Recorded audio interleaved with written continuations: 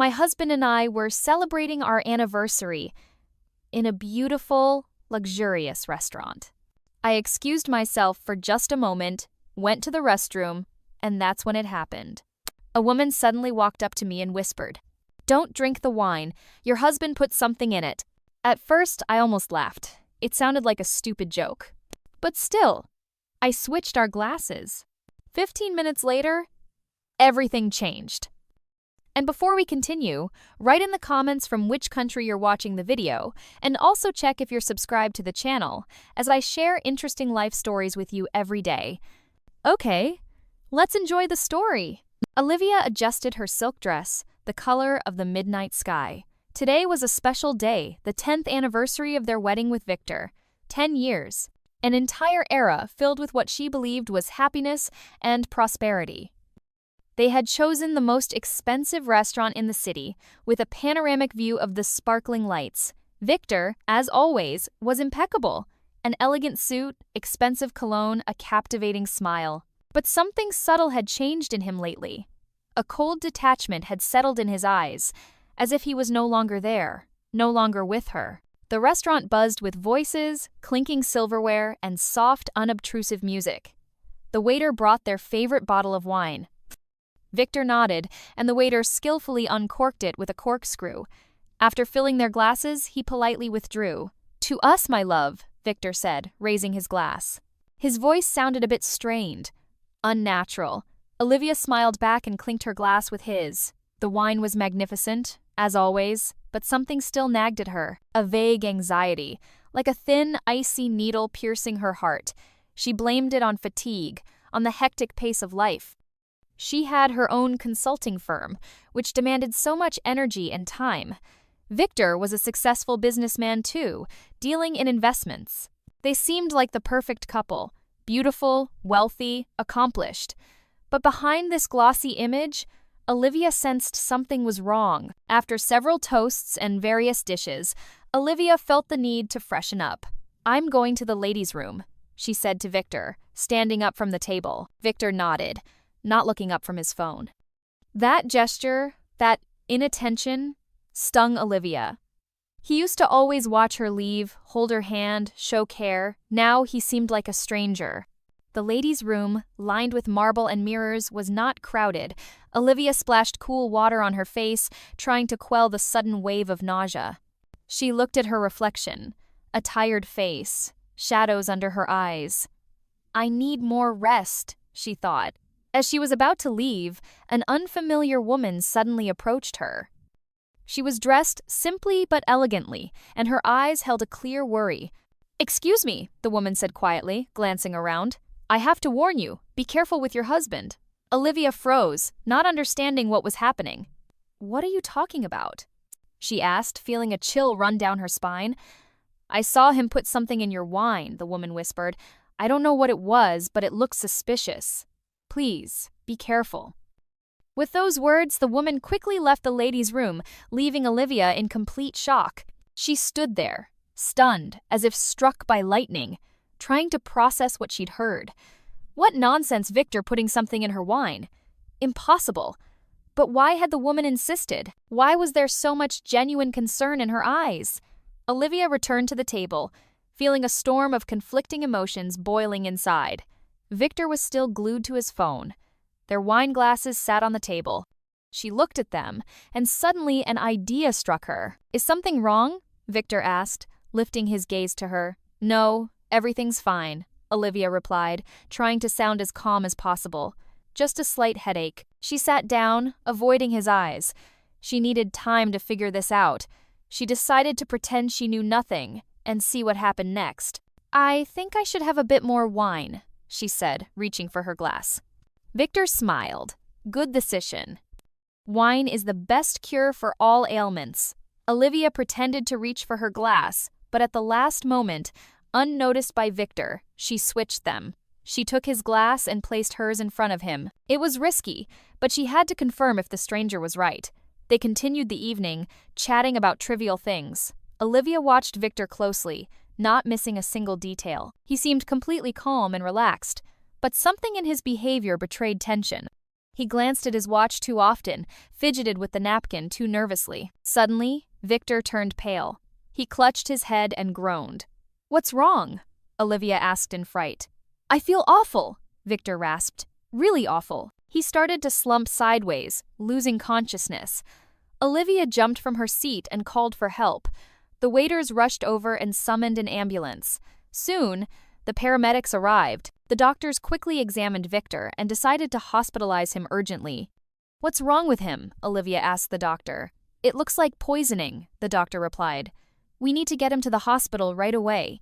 A shiver gripped Olivia. Could it really be true? Had Victor actually tried to poison her? She was taken to the hospital with him. While the doctors fought for his life, Olivia sat in the corridor, feeling utterly devastated. Her entire world had crumbled in an instant. The man she loved, whom she trusted, had turned out to be a betrayer. Later, when Victor was in intensive care, an investigator approached Olivia. "We need to ask you a few questions," he said. Olivia told him everything she knew about the stranger's odd warning, her suspicions, Victor's sudden deterioration. The investigator listened attentively and promised a thorough investigation. That night, sitting on the hospital couch, she couldn't sleep. Thoughts swarmed in her head. She recalled all the moments of their life together, and now they seemed fake, staged. She felt deceived, betrayed, used. Suddenly, the phone rang. It was an unknown number. "Hello," Olivia answered. "This is Derek," she heard on the line. "I'm Victor's former partner. I have something to tell you." Olivia froze. Derek, she had heard of him but never met him in person. "What do you want to talk about?" she asked. "About your husband," Derek replied, "and his dark dealings." Olivia felt hope stirring within her. Maybe Derek could help her make sense of it all, uncover the truth about Victor. "I'm ready to meet you," she said. "When and where?" "I'll call you tomorrow at noon," Derek answered. "Goodbye." Olivia hung up, feeling determination budding in her heart. She wouldn't let herself be deceived anymore. She would learn the truth, no matter the cost. She would avenge the betrayal, the lies, the ruined life. She would become strong. She would survive. The hospital was silent, broken only by the quiet hum of equipment. Olivia sat in an uncomfortable plastic chair, gripping the armrests. Her head buzzed like a disturbed beehive. 10 years she had believed, loved, built for 10 years, and it all turned out to be a lie. "A powerful sedative drug was found in your husband's blood," the doctor reported, "a substance banned from free circulation. The dosage exceeds therapeutic levels several times. His condition is stable, but the consequences could be unpredictable. We need to determine how this substance entered his system." Olivia nodded, feeling everything inside her turn to stone. She already knew the answer, but couldn't say it aloud. The betrayal, like an icy knife, pierced her heart. Returning home, she felt out of place. The apartment, which yesterday seemed cozy and safe, now oppressed her with its walls, soaked in lies and deceit. She mechanically approached the wine cabinet, where the open bottle of wine they had started on their anniversary before going to the restaurant still stood. Her throat was dry. Suddenly, the phone rang. It was an unknown number. "Olivia," a hoarse male voice said on the line. "This is Derek. We agreed to meet." Derek's voice snapped her back to reality. She remembered his offer to tell her the truth about Victor. Now more than ever, she needed that truth. "Yes, Derek," she replied, trying to keep her voice steady. "I remember. Where can we meet? I'll send you the address, but be careful. Victor is a dangerous man." The meeting was set in a small cafe on the city's outskirts. Derek turned out to be a middle-aged man with a sharp gaze and a weary face. He got straight to the point. "Victor is drowning in debt," he began, lowering his voice. "He played the stock market and lost big. Creditors are breathing down his neck. The only way to pay them off is to seize your assets." Olivia listened, holding her breath. It all formed a horrifying picture.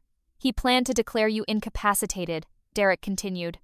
"I have information that he's already gathered the necessary documents and bribed doctors." Olivia felt the world around her collapsing. Incapacitated. He wanted to strip her of everything. Freedom, dignity, future. He had fake certificates ready. Derek pulled several photos of documents from his briefcase.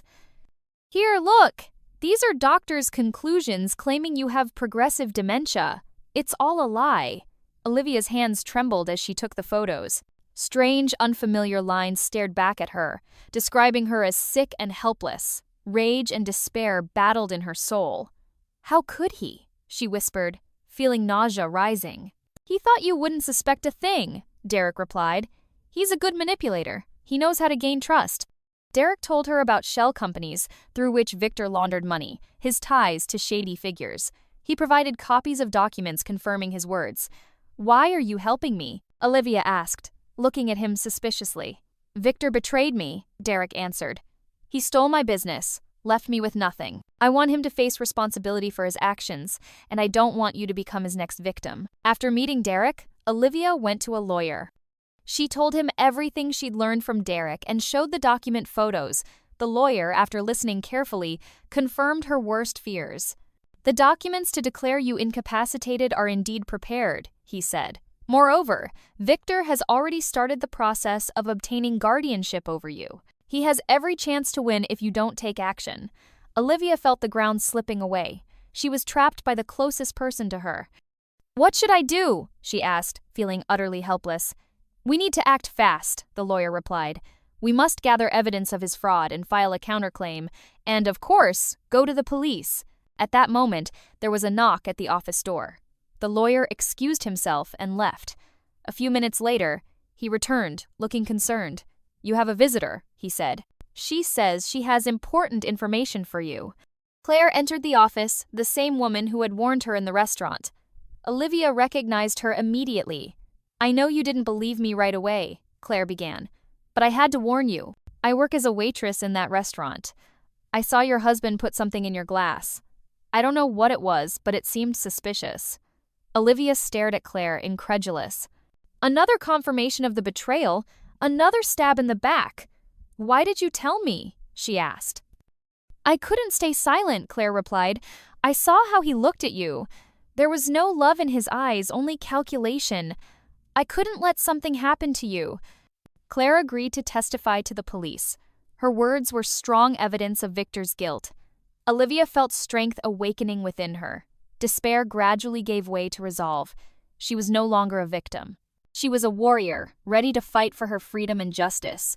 She would file a police report and divorce Victor. She would reclaim her life. She left the lawyer's office with her head held high. A tough battle lay ahead, but she was ready. She was no longer afraid.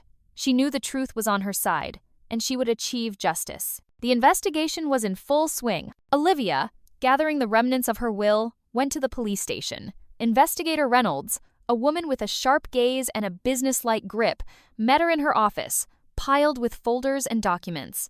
"Olivia, please sit down," Reynolds offered, pointing to a chair. "Thank you for coming. Your cooperation is important to us." Olivia sat, feeling her knees tremble. She tried to stay composed, not revealing her inner turmoil. "I'm ready to tell everything I know," she said in a firm voice. Reynolds listened attentively without interrupting as Olivia recounted the events of the past days, from the anniversary celebration to the revelations from Derek and Claire. She described her suspicions in detail, the glass switch, and Victor's subsequent decline.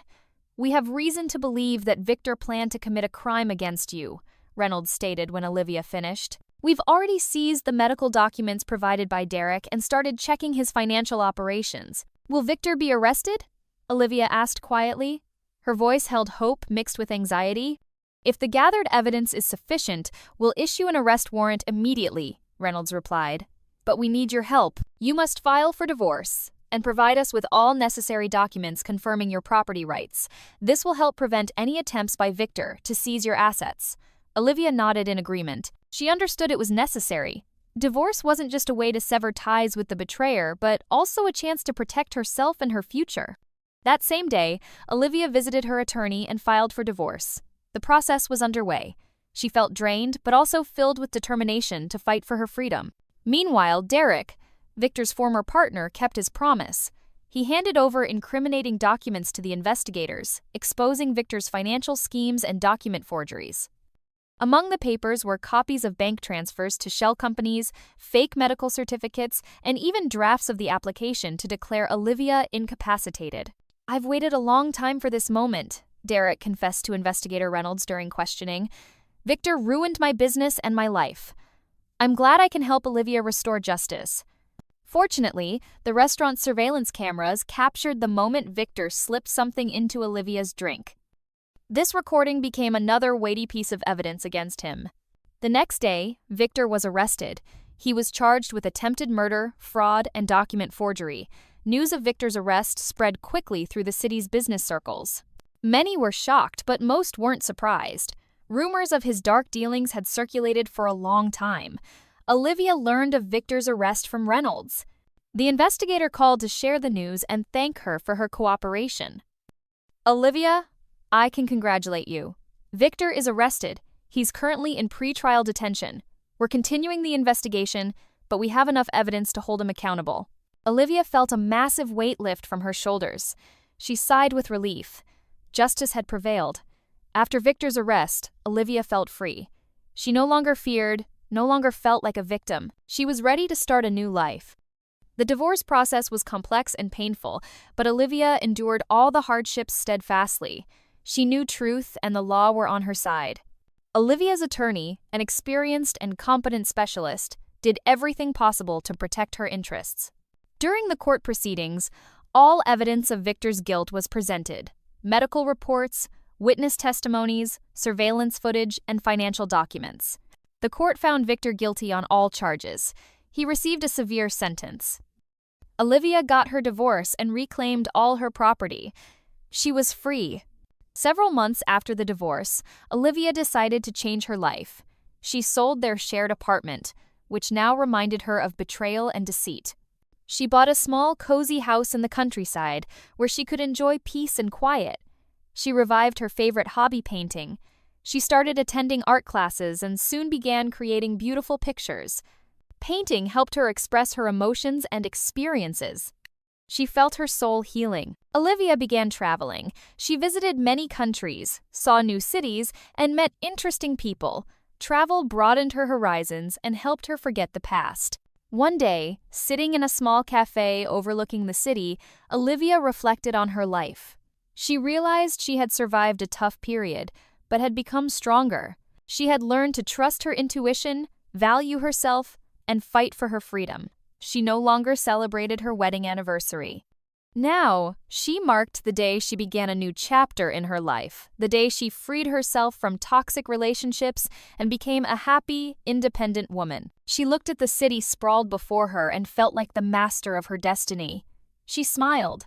Ahead lay a new life, full of opportunities and adventures. Olivia took out her phone and dialed Claire's number. "Claire, this is Olivia. I wanted to thank you again for what you did for me. You saved my life." "No need to thank me, Olivia," Claire replied.